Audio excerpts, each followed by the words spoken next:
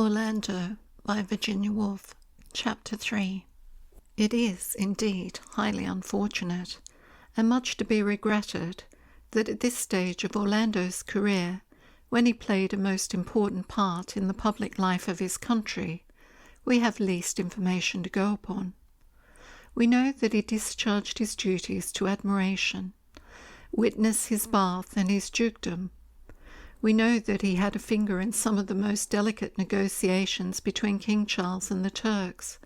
To that, treaties in the vault of the Record Office bear testimony. But the revolution which broke out during his period of office, and the fire which followed, have so damaged or destroyed all those papers from which any trustworthy record could be drawn, that what we can give is lamentably incomplete. Often the paper was scorched a deep brown in the middle of the most important sentence. Just when we thought to elucidate a secret that has puzzled historians for 100 years, there was a hole in the manuscript, big enough to put your finger through. We have done our best to piece out a meagre summary from the charred fragments that remain, but often it has been necessary to speculate, to surmise, and even to use the imagination. Orlando's day was passed, it would seem, somewhat in this fashion. About 7, he would rise, wrap himself in a long Turkish cloak, light a cheroot, and lean his elbows on the parapet. Thus he would stand, gazing at the city beneath him, apparently entranced. At this hour the mist would lie so thick that the domes of Santa Sofia and the rest would seem to be afloat. Gradually the mist would uncover them. The bubbles would be seen to be firmly fixed. There would be the river. There the Galata Bridge. There the green-turbaned pilgrims without eyes or noses, begging alms. There the pariah dogs picking up offal. There the shawled women. There the innumerable donkeys. There men on horses carrying long poles. Soon the whole town would be astir with the cracking of whips, the beating of gongs, cryings to prayer, lashing of mules, and rattle of brass-bound wheels, while sour odours made from bread fermenting, and incense, and spice, rose even to the heights of Pera itself, and seemed the very breath of the strident multicoloured and barbaric population. Nothing, he reflected, gazing at the view which was now sparkling in the sun, could well be less than the countries of Surrey and Kent, or the towns of London and Tunbridge Wells.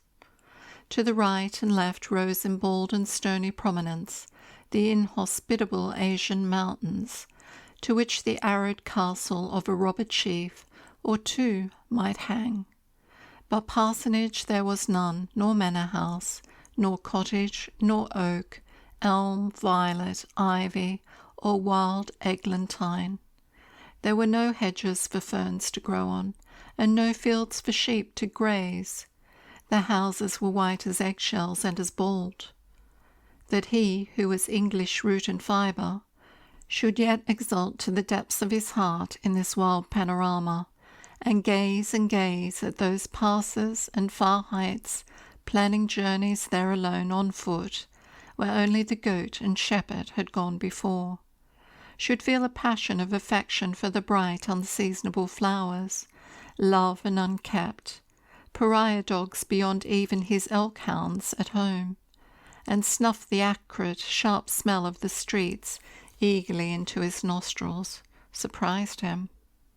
He wondered if, in the season of the Crusades, one of his ancestors had taken up with a Circassian peasant woman, thought it possible, fancied a certain darkness in his complexion, and, going indoors again, withdrew to his bath. An hour later, properly scented, curled, and anointed, he would receive visits from secretaries and other high officials carrying, one after another, red boxes which yielded only to his own golden key. Within were papers of the highest importance, of which only fragments, here a flourish, There a seal firmly attached to a piece of burnt silk now remain. Of their contents, then, we cannot speak, but can only testify that Orlando was kept busy, what with his wax and seals, his various coloured ribbons which had to be diversely attached, his engrossing of titles and making of flourishes round capital letters, till luncheon came, a splendid meal of perhaps 30 courses. After luncheon, lackeys announced that his coach and 6 were at the door, and he went, preceded by purple janissaries running on foot and waving great ostrich feather fans above their heads, to call upon the other ambassadors and dignitaries of state. The ceremony was always the same. On reaching the courtyard, the janissaries struck with their fans upon the main portal, which immediately flew open, revealing a large chamber, splendidly furnished. Here were 2 seated figures, generally of the opposite sexes. Profound bows and curtsies were exchanged. In the room it was permissible only to mention the weather. Having said that it was fine or wet, hot or cold, the ambassador then passed on to the next chamber, where again 2 figures rose to greet him. Here it was only permissible to compare Constantinople as a place of residence with London, and the ambassador naturally said that he preferred Constantinople, and his host naturally said, though they had not seen it, that they preferred London. In the next chamber, King Charles's and the Sultan's health had to be discussed at some length. In the next were discussed the ambassador's health and that of his host's wife, but more briefly. In the next, the ambassador complimented his host upon his furniture, and the host complimented the ambassador upon his dress. In the next, sweetmeats were offered, the host deploring their badness, the ambassador extolling their goodness. The ceremony ended at length with the smoking of a hookah and the drinking of a glass of coffee. But though the motions of smoking and drinking were gone through punctiliously, there was neither tobacco in the pipe nor coffee in the glass, as, had either smoke or drink been real, the human frame would have sunk beneath the surfeit. For no sooner had the ambassador dispatched one such visit than another had to be undertaken. The same ceremonies were gone through, in precisely the same order, 6 or 7 times over at the houses of the other great officials, so that it was often late at night before the ambassador reached home. Though Orlando performed these tasks to admiration, and never denied that they are, perhaps, the most important part of a diplomatist's duties, he was undoubtedly fatigued by them, and often depressed to such a pitch of gloom that he preferred to take his dinner alone with his dogs. To them, indeed, he might be heard talking in his own tongue, and sometimes, it is said, he would pass out of his own gates late at night so disguised that the sentries did not know him. Then he would mingle with the crowd on the Galata Bridge, or stroll through the bazaars, or throw aside his shoes and join the worshippers in the mosques. Once, when it was given out that he was ill of a fever, shepherds, bringing their goats to market, reported that they had met an English lord on the mountain top and heard him praying to his God. This was thought to be Orlando himself, and his prayer was, no doubt, a poem said aloud, for it was known that he still carried about with him, in the bosom of his cloak, a much-scored manuscript, and servants, listening at the door, heard the ambassador chanting something in an odd sing-song voice when he was alone. It is with fragments such as these that we must do our best to make up a picture of Orlando's life and character at this time. There exist, even to this day, rumours, legends, anecdotes of a floating and unauthenticated kind about Orlando's life in Constantinople. We have quoted but a few of them, which go to prove that he possessed, now that he was in the prime of life, the power to stir the fancy and rivet the eye, which will keep a memory green long after all that more durable qualities can do to preserve it is forgotten. The power is a mysterious one compounded of beauty, birth, and some rarer gift, which we may call glamour, and have done with it. 1,000,000 candles, as Sasha had said, burnt in him, without his being at the trouble of lighting a single one. He moved like a stag, without any need to think about his legs. He spoke in his ordinary voice, and echo beat a silver gong. Hence rumours gathered round him. He became the adored of many women and some men. It was not necessary that they should speak to him, or even that they should see him.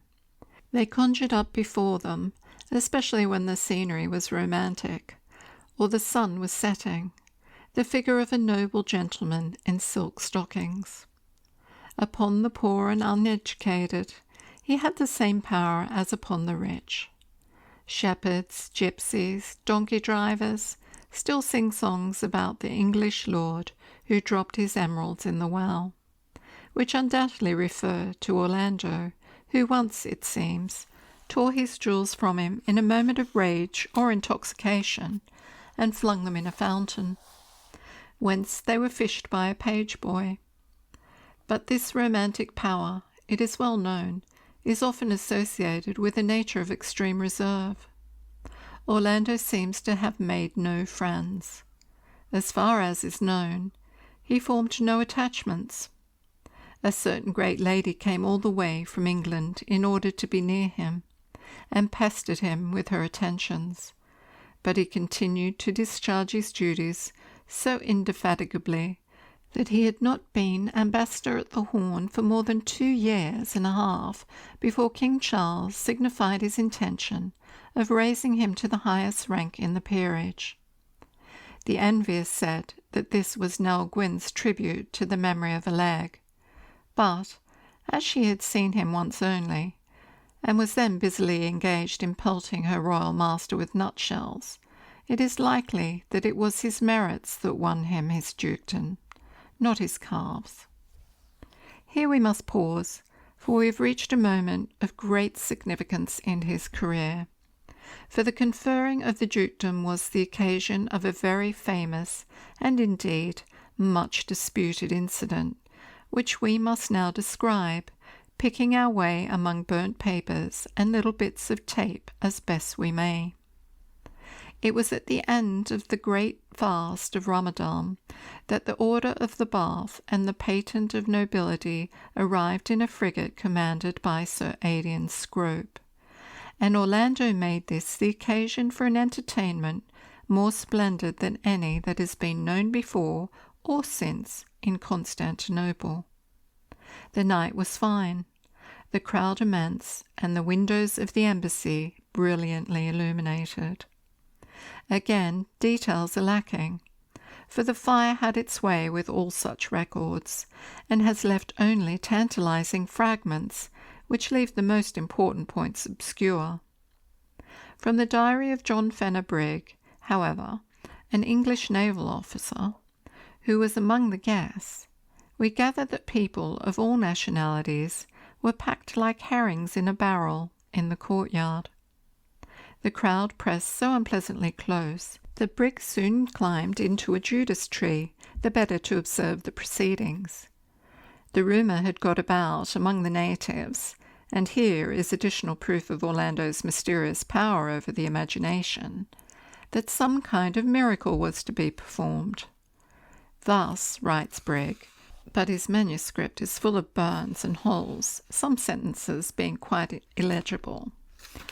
When the rockets began to soar into the air, there was considerable uneasiness among us lest the native population should be seized, fraught with unpleasant consequences to all.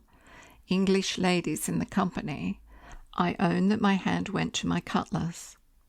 Happily, he continues in his somewhat long-winded style, these fears seemed, for the moment, groundless, and, observing the demeanour of the natives, I came to the conclusion that this demonstration of our skill in the art of pyrotechny was valuable, if only because it impressed upon them the superiority of the British. Indeed, the sight was one of indescribable magnificence. I found myself alternately praising the Lord that he had permitted, and wishing that my poor dear mother, by the ambassador's orders, the long windows, which are so imposing a feature of Eastern architecture, for though ignorant in many ways, were thrown wide, and within we could see a tableau vivant or theatrical display in which English ladies and gentlemen represented a mass the work of one. The words were inaudible, but the sight of so many of our countrymen and women, dressed with the highest elegance and distinction, moved me to emotions of which I am certainly not ashamed, though unable. I was intent upon observing the astonishing conduct of Lady, which was of a nature to fasten the eyes of all upon her, and to bring discredit upon her sex and country, when, unfortunately, a branch of the Judas tree broke. Lieutenant Brigg fell to the ground, and the rest of the entry records only his gratitude to Providence, who plays a very large part in the diary, and the exact nature of his injuries. Happily, Miss Penelope Hartop, daughter of the general of that name, saw the scene from inside and carries on the tale in a letter, much defaced too, which ultimately reached a female friend at Tunbridge Wells.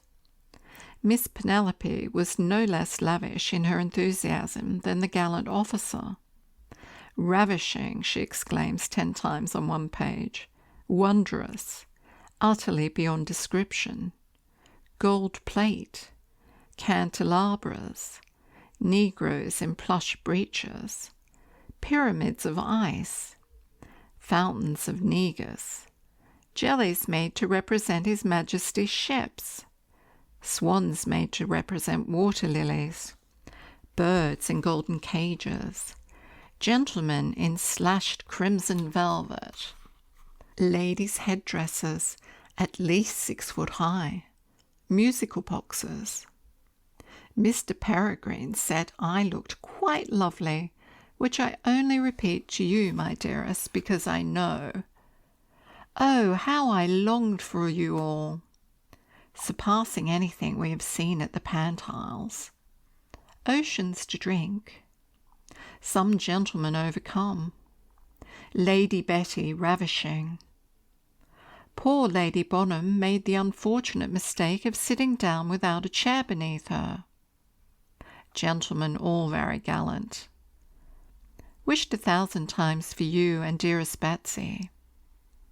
But the sight of all others, the cynosure of all eyes, as all admitted, for none could be so vile as to deny it, was the ambassador himself. Such a leg, such a countenance, such princely manners, to see him come into the room, to see him go out again, and something interesting in his expression, which makes one feel, one scarcely knows why, that he has suffered. They say a lady was the cause of it, the heartless monster. How can one of our reputed tender sex have had the effrontery? He is unmarried, and half the ladies in the place are wild for love of him. 1,000 kisses to Tom, Jerry, Peter, and dearest Mew, presumably her cat. From the Gazette of the time we gather that, as the clock struck 12, the ambassador appeared on the centre balcony, which was hung with priceless rugs. 6 Turks of the imperial bodyguard, each over 6 foot in height, held torches to his right and left. Rockets rose into the air at his appearance, and a great shout went up from the people, which the ambassador acknowledged, bowing deeply, and speaking a few words of thanks in the Turkish language, which it was one of his accomplishments to speak with fluency. Next, Sir Adrian Scrope, in the full dress of a British admiral, advanced. The ambassador knelt on one knee. The admiral placed the collar of the most noble order of the Bath around his neck, then pinned the star to his breast, after which another gentleman of the diplomatic corps, advancing in a stately manner, placed on his shoulders the ducal robes, and handed him on a crimson cushion the ducal coronet. At length, with a gesture of extraordinary majesty and grace, first bowing profoundly, then raising himself proudly erect, Orlando took the golden circlet of strawberry leaves and placed it, with a gesture which none that saw it ever forgot, upon his brows. It was at this point that the first disturbance began. Either the people had expected a miracle, some say a shower of gold was prophesied to fall from the skies, which did not happen, or this was the signal chosen for the attack to begin. Nobody seems to know. But as the coronet settled on Orlando's brows, a great uproar rose. Bells began ringing. The harsh cries of the prophets were heard above the shouts of the people. Many Turks fell flat to the ground and touched the earth with their foreheads. A door burst open. The natives pressed into the banqueting rooms. Women shrieked. A certain lady, who was said to be dying for love of Orlando, seized a candelabra and dashed it to the ground. What might not have happened had it not been for the presence of Sir Adrian Scrope and a squad of British bluejackets? Nobody can say. But the Admiral ordered the bugles to be sounded. 100 bluejackets stood instantly to attention. The disorder was quelled, and quiet, at least for the time being, fell upon the scene. So far, we are on the firm, if rather narrow, ground of ascertained truth. But nobody has ever known exactly what took place later that night. The testimony of the sentries and others seems, however, to prove that the embassy was empty of company, and shut up for the night in the usual way by 2 a.m. The ambassador was seen to go to his room, still wearing the insignia of his rank, and shut the door. Some say he locked it, which was against his custom. Others maintain that they heard music of a rustic kind, such as shepherds play, later that night in the courtyard under the ambassador's window. A washerwoman, who was kept awake by toothache, said that she saw a man's figure, wrapped in a cloak or dressing gown, come out upon the balcony. Then, she said, a woman, much muffled, but apparently of the peasant class, was drawn up by means of a rope, which the man let down to her onto the balcony. There, the washerwoman said, they embraced passionately like lovers, and went into the room together, drawing the curtains so that no more could be seen.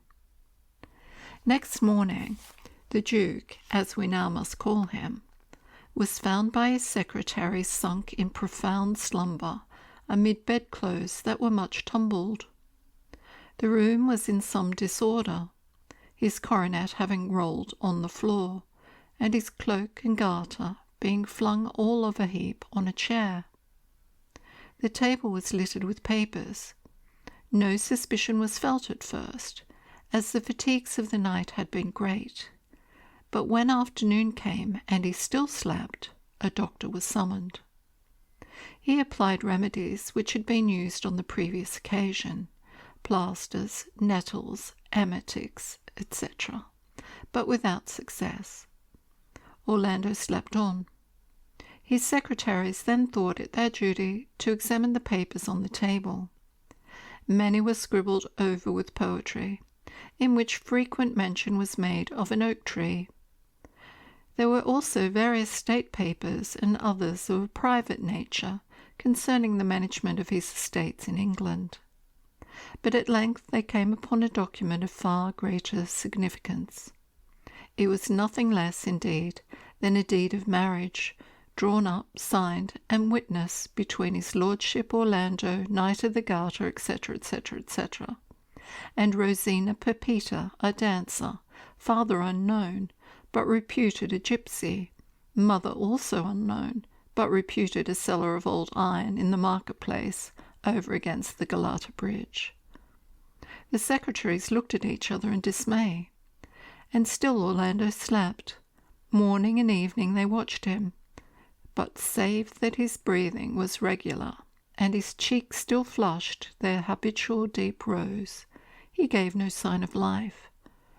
Whatever science or ingenuity could do to waken him, they did, but still he slept. On the 7th day of his trance, Thursday, May the 10th, the first shot was fired of that terrible and bloody insurrection of which Lieutenant Brigg had detected the first symptoms. The Turks rose against the Sultan, set fire to the town, and put every foreigner they could find either to the sword or to the bastinado. A few English managed to escape, but, as might have been expected, the gentlemen of the British Embassy preferred to die in defence of their red boxes, or, in extreme cases, to swallow bunches of keys rather than let them fall into the hands of the infidel. The rioters broke into Orlando's room, but seeing him stretched to all appearances dead, they left him untouched, and only robbed him of his coronet and the robes of the garter.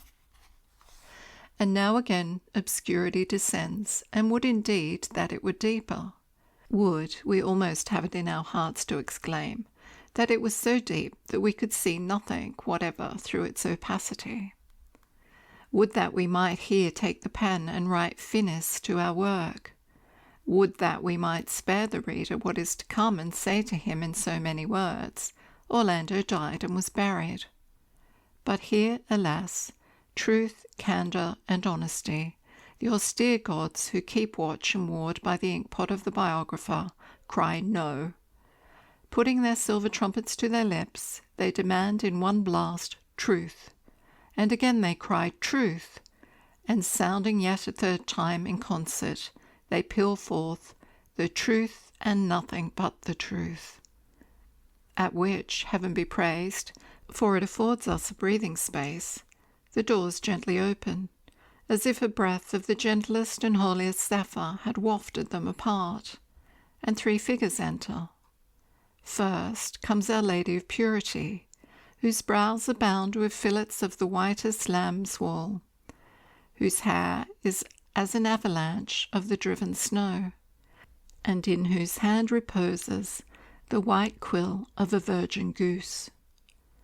Following her, but with as stately a step, comes Our Lady of Chastity, on whose brow is set like a turret of burning, but unwasting fire, a diadem of icicles. Her eyes are pure stars, and her fingers, if they touch you, freeze you to the bone. Close behind her, sheltering indeed in the shadow of her more stately sisters, comes Our Lady of Modesty, frailest and fairest of the 3, whose face is only shown as the young moon shows when it is thin and sickle-shaped and half hidden among the clouds. Each advances towards the centre of the room, where Orlando still lies sleeping, and with gestures at once appealing and commanding, Our Lady of Purity speaks first. I am the guardian of the sleeping fawn. The snow is dear to me, and the moon rising, and the silver sea. With my robes I cover the speckled hen's eggs, and the brindled seashell. I cover vice and poverty. On all things frail or dark or doubtful my veil descends. Wherefore speak not, reveal not, spare, O spare. Here the trumpets peal forth. Purity avaunt, begone, purity.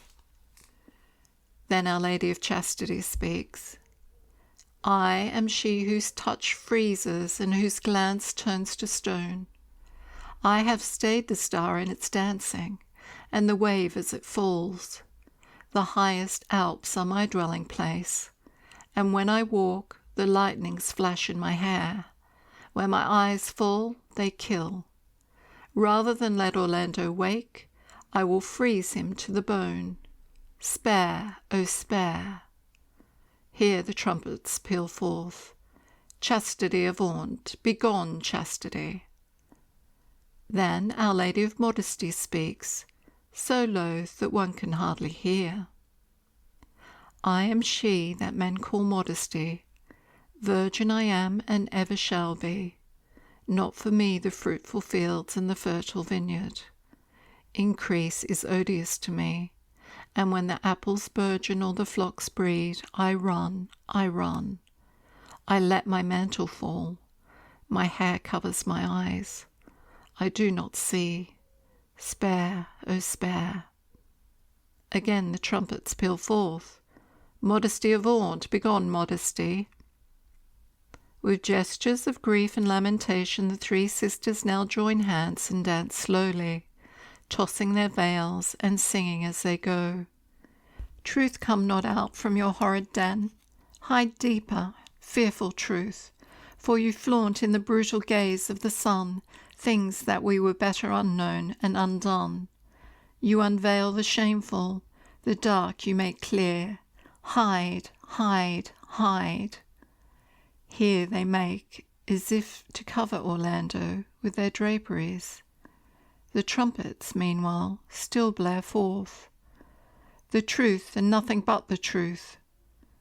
At this the sisters try to cast their veils over the mouths of the trumpets, so as to muffle them, but in vain, for now all the trumpets blare forth together. Horrid sisters, go! The sisters become distracted and wail in unison, still circling and flinging their veils up and down. It has not always been so, but men want us no longer.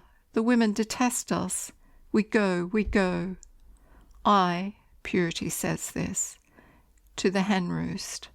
I, Chastity says this, to the still unravished heights of Surrey.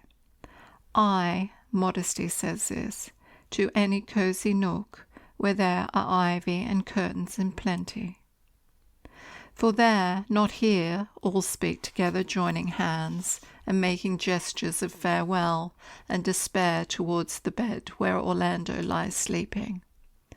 Dwell still in nest and boudoir, office and law court, those who love us, those who honour us, virgins and city men, lawyers and doctors, those who prohibit, those who deny, those who reverence without knowing why, those who praise without understanding, the still very numerous, heaven be praised, tribe of the respectable, who prefer to see not, desire to know not, love the darkness, those still worship us, and with reason, for we have given them wealth, prosperity, comfort, ease. To them we go, you we leave. Come, sisters, come, this is no place for us here. They retire in haste, waving their draperies over their heads, as if to shut out something that they dare not look upon, and close the door behind them. We are, therefore, now left entirely alone in the room with the sleeping Orlando and the trumpeters. The trumpeters, ranging themselves side by side in order, blow one terrific blast. The truth! At which Orlando woke. He stretched himself, he rose, he stood upright in complete nakedness before us, and while the trumpeters pealed, truth, truth, truth, we have no choice left but confess. He was a woman. The sound of the trumpets died away, and Orlando stood stark naked. No human being, since the world began, has ever looked more ravishing. His form combined in one the strength of a man and a woman's grace.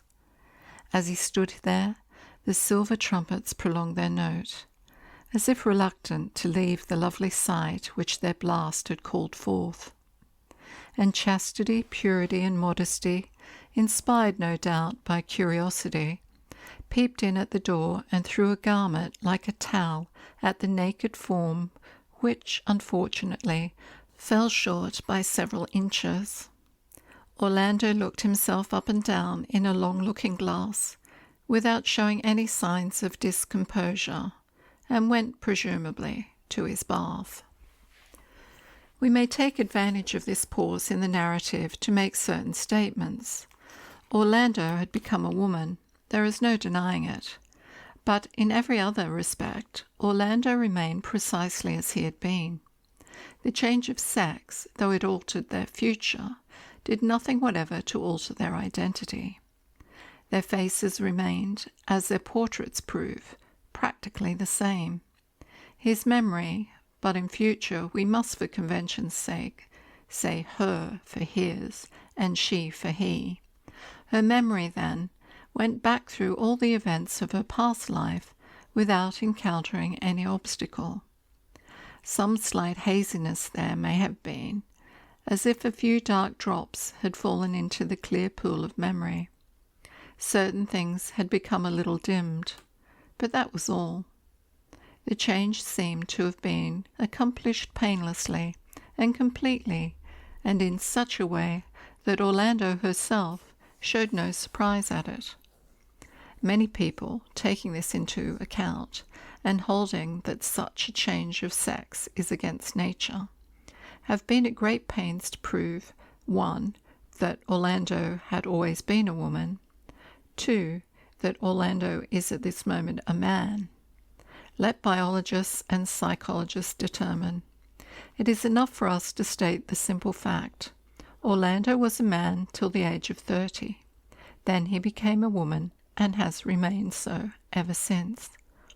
But let other pens treat of sex and sexuality. We quit such odious subjects as soon as we can. Orlando had now washed and dressed herself in those Turkish coats and trousers which can be worn indifferently by either sex, and was forced to consider her position. That it was precarious and embarrassing in the extreme must be the first thought of every reader who has followed her story with sympathy. Young, noble, beautiful, she had woken to find herself in a position than which we can conceive no more delicate for a young lady of rank. We should not have blamed her had she rung the bell, screamed, or fainted. But Orlando showed no signs of perturbation. All her actions were delicate in the extreme, and might indeed have been thought to show tokens of premeditation. First, she carefully examined the papers on the table, took such as seemed to be written in poetry, and secreted them to her bosom. Next she called her Salucci hound, which had never left her bed all these days, though half famished with hunger, fed and combed him, then stuck a pair of pistols in her belt, finally wound about her person several strings of emeralds and pearls of the finest orient, which had formed part of her ambassadorial wardrobe.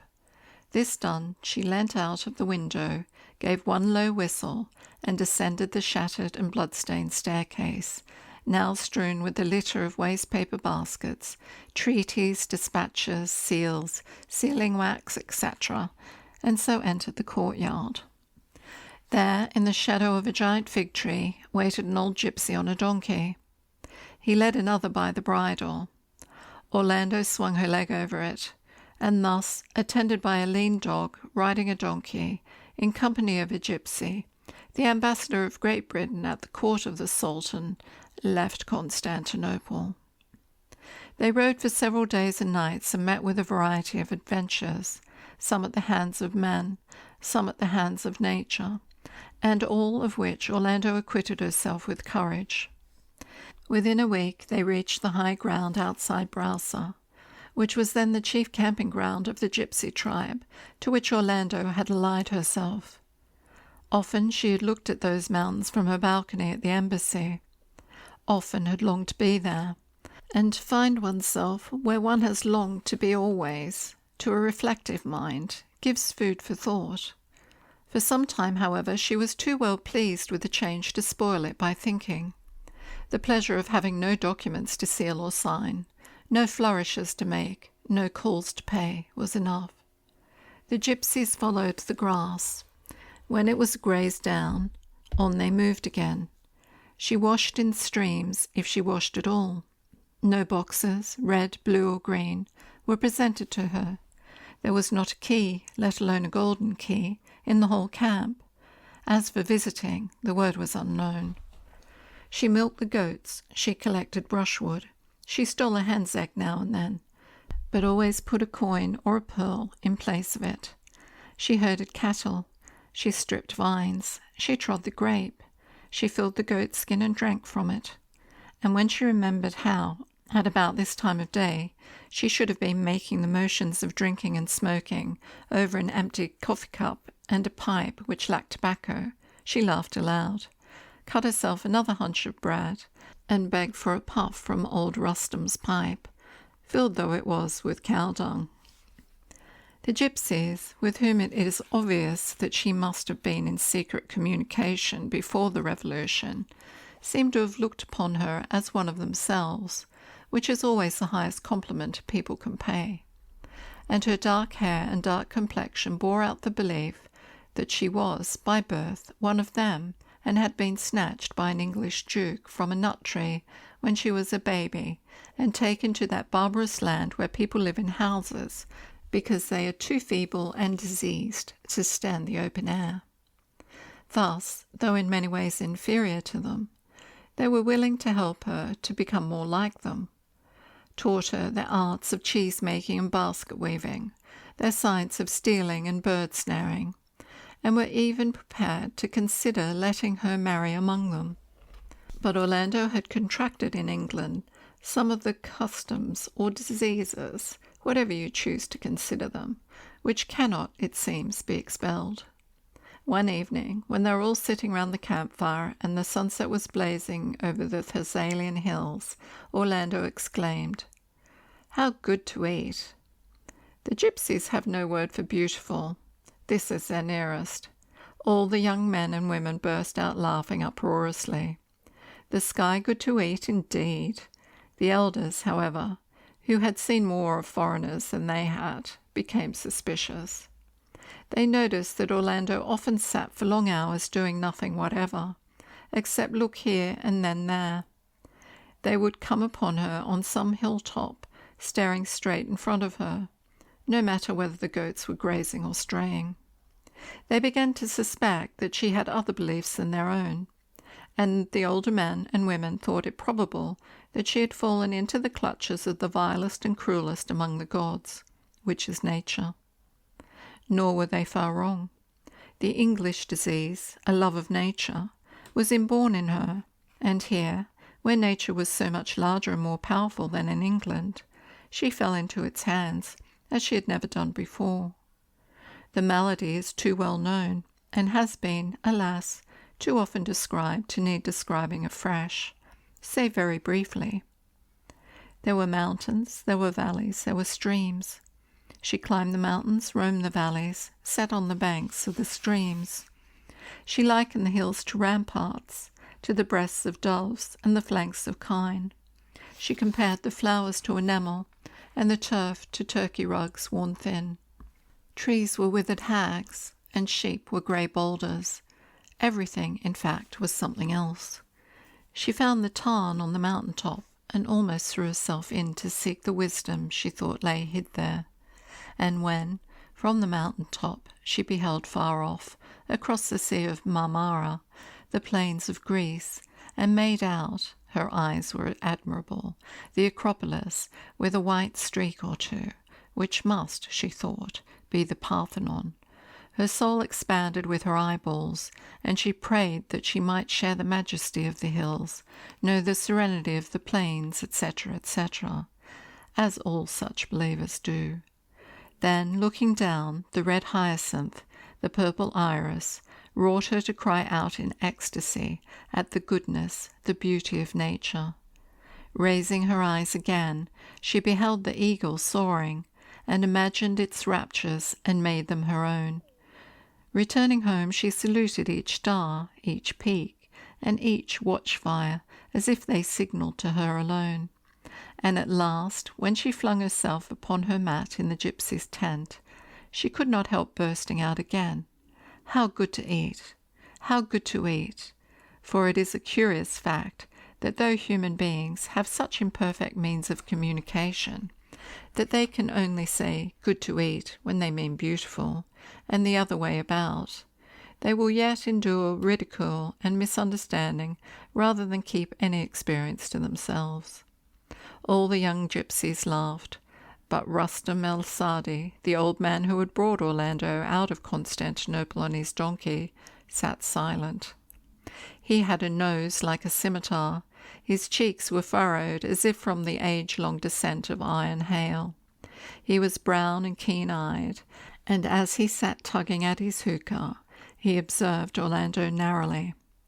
He had the deepest suspicion that her god was nature. One day he found her in tears. Interpreting this to mean that her god had punished her, he told her that he was not surprised. He showed her the fingers of his left hand, withered by the frost. He showed her his right foot, crushed where a rock had fallen. This, he said, was what her god did to man. When she said, "But so beautiful," using the English word, he shook his head, and when she repeated it, he was angry. He saw that she did not believe what he believed, and that was enough, wise and ancient as he was, to enrage him. This difference of opinion disturbed Orlando, who had been perfectly happy until now. She began to think, was nature beautiful or cruel? And then she asked herself what this beauty was, whether it was in things themselves or only in herself. So she went on to the nature of reality, which led her to truth, which in turn led to love, friendship, poetry, as in the days on the high mound at home, which meditations, since she could impart no word of them, made her long, as she had never longed before, for pen and ink. "Oh, if only I could write," she cried, for she had the odd conceit of those who write that words written are shared. She had no ink and but little paper. But she made ink from berries and wine, and finding a few margins and blank spaces in the manuscript of the oak tree, managed by writing a kind of shorthand to describe the scenery in a long blank version poem, and carry on a dialogue about this beauty and truth concisely enough. This kept her extremely happy for hours on end, but the gypsies became suspicious. First they noticed that she was less adept than before at milking and cheese-making. Next, she often hesitated before replying. And once a gypsy boy, who had been asleep, woke in a terror, feeling her eyes upon him. Sometimes this constraint would be felt by the whole tribe, numbering some dozens of grown men and women. It sprang from the sense they had, and their senses are very sharp and much in advance of their vocabulary, that whatever they were doing crumbled like ashes in their hands. An old woman making a basket, a boy skinning a sheep, would be singing or crooning contentedly at their work, when Orlando would come into the camp, fling herself down by the fire and gaze into the flames. She need not even look at them, and yet they felt, here is someone who doubts. We make a rough and ready translation from the gypsy language. Here is someone who does not do the thing for the sake of doing, nor looks for looking's sake. Here is someone who believes neither in sheepskin nor basket, but sees, here they looked apprehensively about the tent, something else. Then a vague but most unpleasant feeling would begin to work in the boy and in the old woman. They broke their withies. They cut their fingers. A great rage filled them. They wished Orlando would leave the tent and never come near them again. Yet she was of a cheerful and willing disposition, they owned, and one of her pearls was enough to buy the finest herd of goats in Browser. Slowly she began to feel that there was some difference between her and the gypsies, which made her hesitate sometimes to marry and settle down among them forever.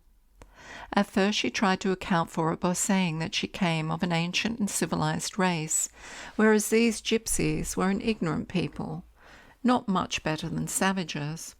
One night, when they were questioning her about England, she could not help with some pride describing the house where she was born, how it had been 365 bedrooms, and had been in the possession of her family for 400 or 500 years. Her ancestors were earls or even dukes, she added. At this she noticed again that the gypsies were uneasy, but not angry as before when she had praised the beauty of nature. Now they were courteous, but concerned as people of fine breeding are when a stranger has been made to reveal his low birth or poverty. Rustum followed her out of the tent alone and said that she need not mind if her father were a duke and possessed all the bedrooms and furniture that she described. They would none of them think the worse of her for that. Then she was seized with a shame that she had never felt before. It was clear that Rustum and the other gypsies thought a descent of 400 or 500 years only the meanest possible. Their own families went back at least 2,000 or 3,000 years. To the gypsy whose ancestors had built the pyramids centuries before Christ was born, the genealogy of Howards and Plantagenets was no better and no worse than that of the Smiths or the Joneses. Both were negligible.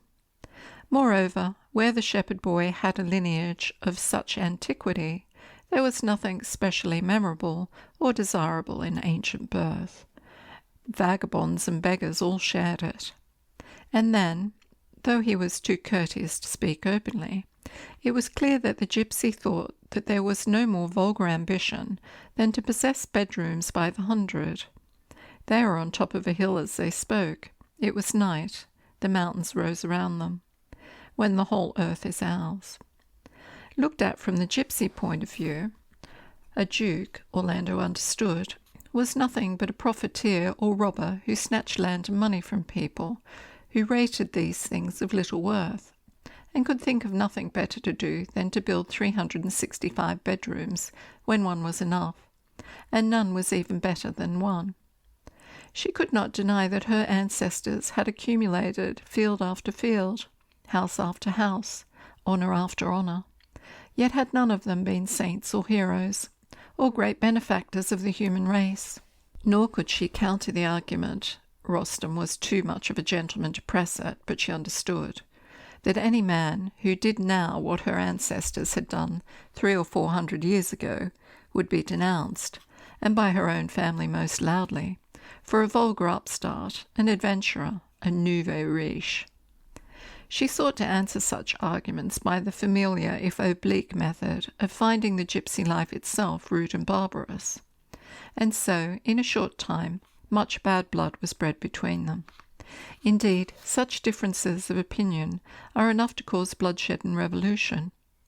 Towns have been sacked for less, and 1,000,000 martyrs have suffered at the stake rather than yield an inch upon any of the points here debated.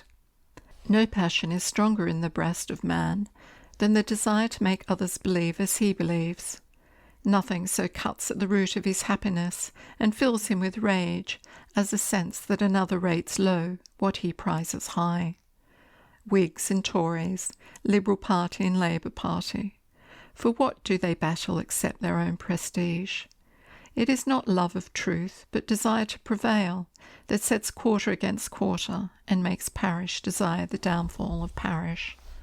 Each seeks peace of mind and subserviency rather than the triumph of truth and the exaltation of virtue.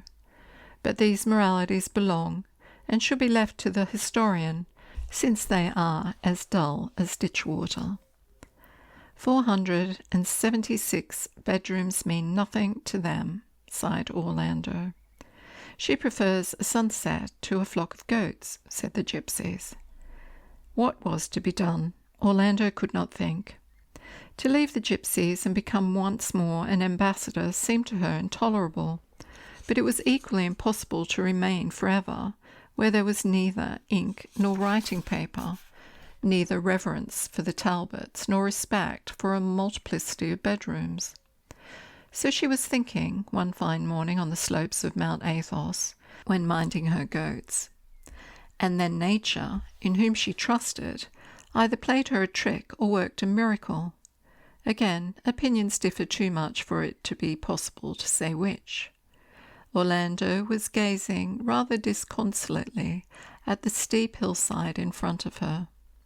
It was now midsummer, and if we must compare the landscape to anything, it would have been to a dry bone, to a sheep skeleton, to a gigantic skull picked white by 1,000 vultures.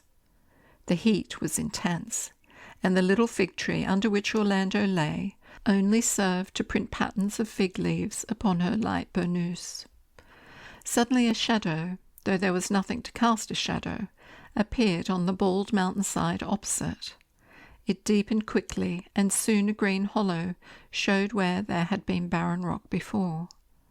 As she looked, the hollow deepened and widened, and a great park-like space opened in the flank of the hill. Within she could see an undulating and grassy lawn. She could see oak trees dotted here and there. She could see the thrushes hopping among the branches. She could see the deer stepping delicately from shade to shade, and could even hear the hum of insects and the gentle sighs and shivers of a summer's day in England. After she had gazed entranced for some time, snow began falling. Soon the whole landscape was covered and marked with violet shades instead of yellow sunlight. Now she saw heavy carts coming along the roads, laden with tree trunks, which they were taking, she knew, to be sawn for firewood. And then appeared the roofs and belfries and towers and courtyards of her own home. The snow was falling steadily, and she could now hear the slither and slop which it made as it slid down the roof and fell to the ground. The smoke went up from 1,000 chimneys.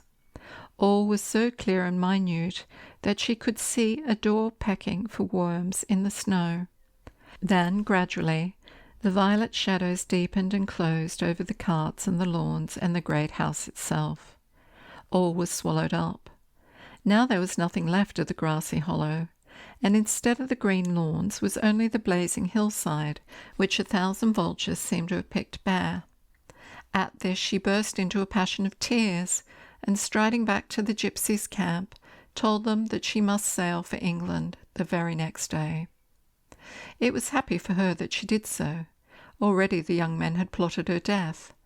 Honour, they said, demanded it, for she did not think as they did. Yet they would have been sorry to cut her throat, and welcome the news of her departure. An English merchant ship, as luck would have it, was already under sail in the harbour, about to return to England, and Orlando, by breaking off another pearl from her necklace, not only paid her passage, but had some banknotes left over in her wallet. These she would have liked to present to the gypsies, but they despised wealth, she knew, and she had to content herself with embraces, which on her part were sincere.